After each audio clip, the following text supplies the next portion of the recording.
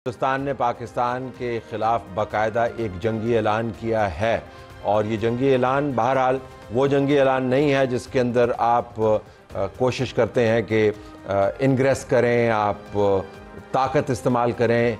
ये उससे भी ख़तरनाक हथियार है। उन्होंने कहा है कि हम इंडस वाटर ट्रीटी को फ़िलहाल सस्पेंड कर रहे हैं, यानी उसकी कोई हैसियत नहीं है सिंतास मुआहदे की। पाकिस्तान का पानी रोकेंगे। इसके साथ साथ दूसरे भी इक़दामात का ऐलान किया गया है और जो बहाना बनाया है वो पहलगाम के अंदर होने वाला वाक़या, ना उसकी तहकीक की है, ना उसके बारे में कोई हतमी मालूमात फ़राहम की गई हैं, ना उन सवालों के जवाब दिए गए हैं जो तमाम इंटरनेशनल मीडिया के अंदर उठाए जा रहे हैं कि लोग कौन थे, कहाँ से आए, अगर वहाँ पर टूरिस्ट मौजूद थे तो सिक्योरिटी वाले क्या कर रहे थे, जिस जगह पर गाड़ियाँ नहीं जा सकती वहाँ पर ये दहशतगर्द कैसे आए और फिर कैसे गायब हो गए। जो आपने खाके जारी किए हैं उनके अंदर से कौन से ऐसे नाम हैं जो पाकिस्तान से जुड़ते हैं और पाकिस्तान में कहाँ पे जुड़ते हैं। लेकिन हिंदुस्तान ने एक पुराना प्लान बनाया हुआ था कि पाकिस्तान का हमने पानी बंद करना है। वो आज उन्होंने मामला खोल के सामने रख दिया है। तो ये ऐलान जंग मुतसव्वर होता है जब आप मुल्कों के पानी बंद करते हैं। इस मामले के ऊपर पाकिस्तान की हुकूमत की तरफ से कल नेशनल सिक्योरिटी कमेटी का इजलास तलब कर लिया गया है, क्योंकि ये एक डिक्लेरेशन ऑफ वॉर है और इसके ऊपर रद्दअमल आना है। इसके साथ साथ हिंदुस्तान ने नेवल, एयर और डिफेंस अटैचेस को निकाला है अपने मुल्क से और अपने नेवल, डिफेंस और एयर अटैचेस को वापस बुलाया है। जो सफारतकारों की तादाद है उसके अंदर भी कमी की है।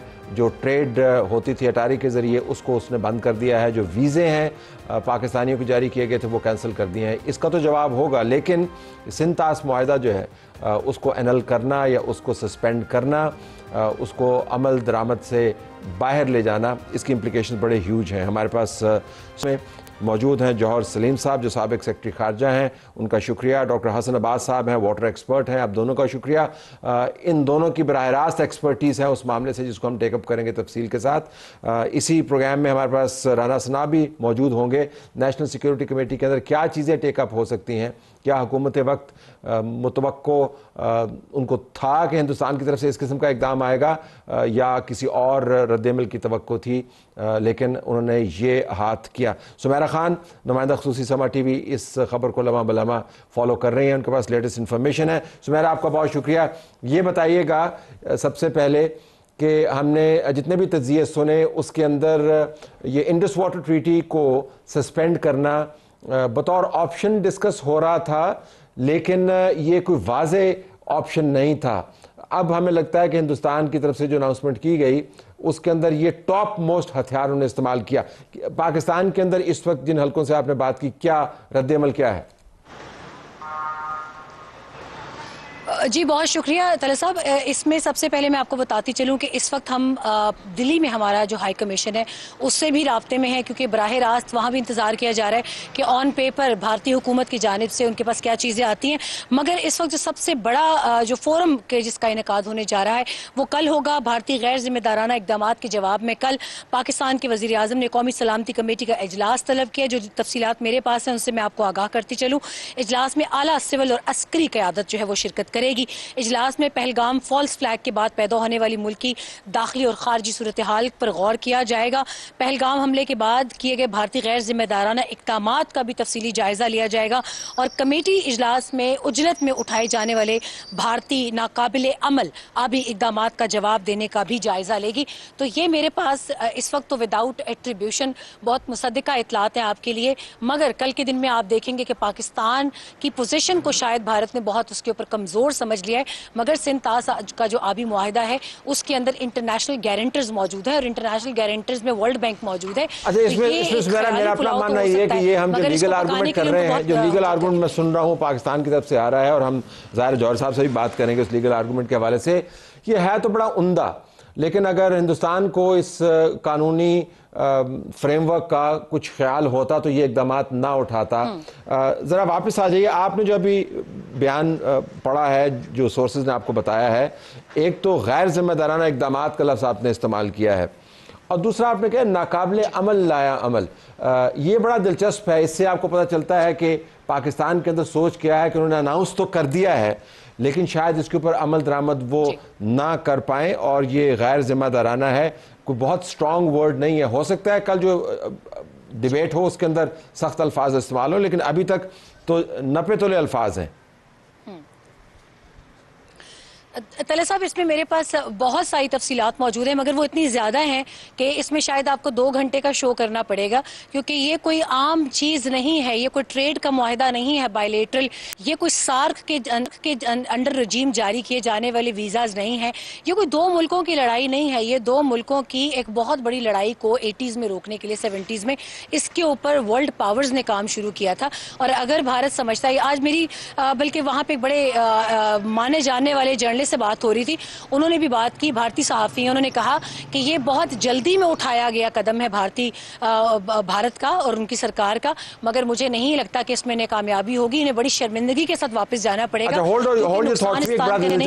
कि जल्दी में उठाया गया या पहले से तयशुदा था, अब इसके ऊपर आते हैं। स्टे विद अस सुमेरा, जरा जौहर साहब इसके ऊपर रोशनी डालिएगा, क्योंकि हमने जब मोदी की तमाम सियासत को देखा तो वो तो बहुत अरसे से कहते चले आ रहे हैं कि मैंने ये इंडस का वाटर जो है हिंदुस्तान लेके जाना है, आपका पानी रोकना है, फार्मर्स को देना है।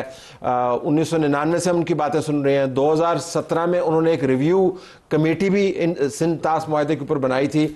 तो in a way this was on the cards for a long time, कि नहीं? जी, आपकी बात इस हद तक दुरुस्त है कि ये पहले भी कंसिडर हुआ, इंडिया ने थ्रेटन भी किया था जब उरी का वाक़या हुआ है, पुलवामा का हुआ है, उस वक्त भी कंसिडरेशंस में शामिल रहा था ये, और उन्होंने उनकी स्टेटमेंट्स में भी आया था कि हम इस पर भी गौर कर रहे हैं इस वक्त, लेकिन किया नहीं था। ये मुआहदा जो है, देखिए, इसने सर्वाइव किया है, कई जंगें सर्वाइव की हैं, पाकिस्तान इंडिया के दरमियान ये सारे वाक़यात जो हुए उनको भी सर्वाइव किया है।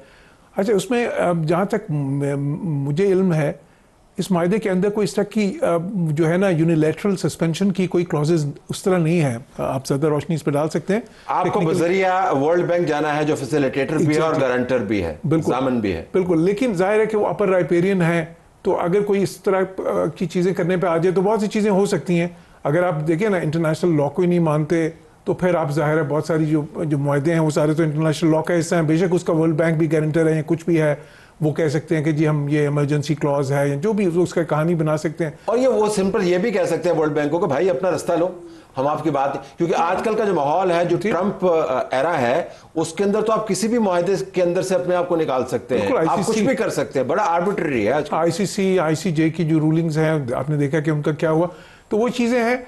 लेकिन इस वक्त ये जो चीज़ें इंडिया कर रहा है, देखिए, I would term it as इसको मैं डिक्लेरेशन ऑफ वॉर उस तरह से नहीं कहूँगा, लेकिन मैं इसको कहूँगा ग्रेव प्रोवोकेशन, डिप्लोमेटिक टर्म्स में, a grave provocation, you know, ताकि बहुत ही सीरियस प्रोवोकेशन जिसको कहते हैं ना, बिकॉज देखें, इससे मिलियंस ऑफ लोग अफेक्ट हो सकते हैं, थ्योरेटिकली स्पीकिंग एटलीस्ट। और जो है, और फिर देखें, जब इतनी जंगें जो हुई उसमें नहीं हुआ, जब ऑल आउट वॉर्स हुई दोनों मुल्कों के दरमियान, उसमें भी ये सस्पेंशन नहीं हुई। तो अभी आके करना, मैं ये तो नहीं समझता कि ये बिल्कुल ही थॉटलेस है, बिकॉज पहले भी कई बार मैंने जिस तरह कहा, ये कंसिडर कर चुके हैं, और इस बार भी उन्होंने बगैर सोचे, और फिर ये जो 5 एक्शंस उन्होंने किए हैं। अच्छा, इससे पहले आप देखें कि इंडिया में आप क्या देख रहे थे, उनके मीडिया लीक्स हो रहे थे, ये जो सारी चीज़ें हैं कि जी ये नाम है, और ये जी बॉर्डर क्रॉस किया फलां ने, और ये जी फलां तंजीम के लोग हैं, और ये सारे, तो ये कहीं ऐसे तो नहीं आ रहा था, ज़ाहिर है सारे मीडिया लीक्स थे। तो इसका मतलब है कि एक एटमॉस्फेयर बनाया जा रहा था खुद से ये काम करने के लिए।